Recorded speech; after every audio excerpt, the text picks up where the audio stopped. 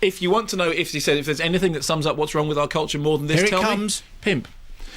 Pimp is the new movie featuring Danny Dyer, and it's directed by and starring Robert Kavanagh, and it's given to us as a mock documentary. It's not as a pseudo documentary.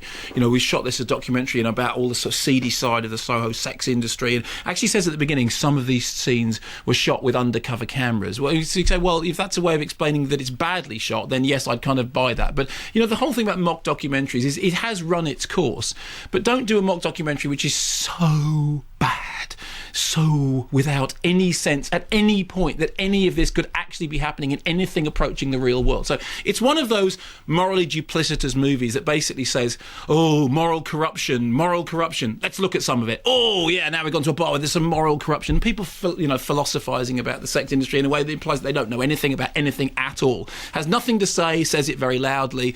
It's leery and leery and annoying. But here's the funny thing. You think, okay, fine, well that's perfect for Danny Dyer.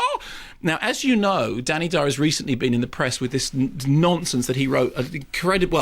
There was an objectionable column in Zoo magazine that was attributed to him, which he says he was misquoted. I believe that the story is rumbling on, in which he suggested that if you'd broken up with a girl, one way of getting over it was to disfigure her so that nobody else would want her. He then said, oh, you're terrible. I never said...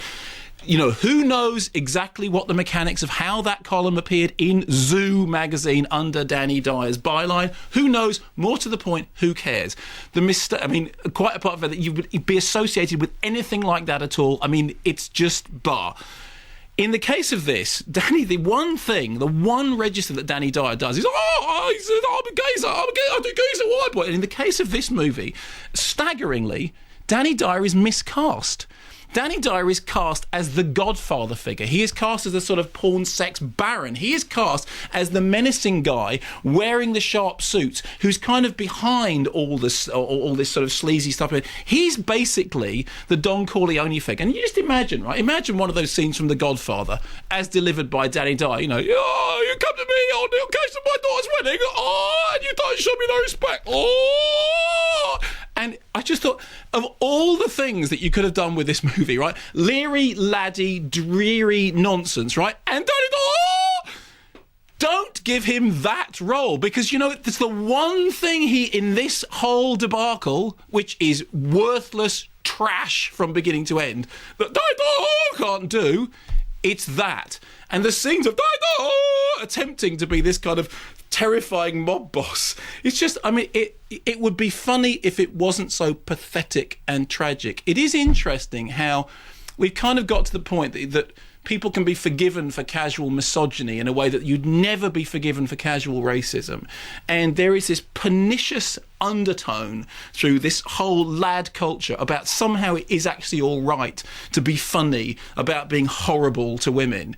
Well, A, it's not, but B, being in a movie like this and taking on that role means that you're not just a Burke, but you're a miscast Burke. Incidentally, I should say, in the interest of editorial fairness, Danny Dyer has threatened to beat me up because he finds my impression of him so hideous that he said, if I ever see him, I'm going to put something right across his canistaaaah.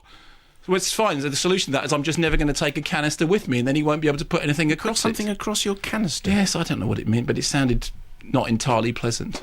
But it's even by Danny Dyer's standards, it is grot of the highest order, and everyone involved should be thoroughly ashamed of themselves.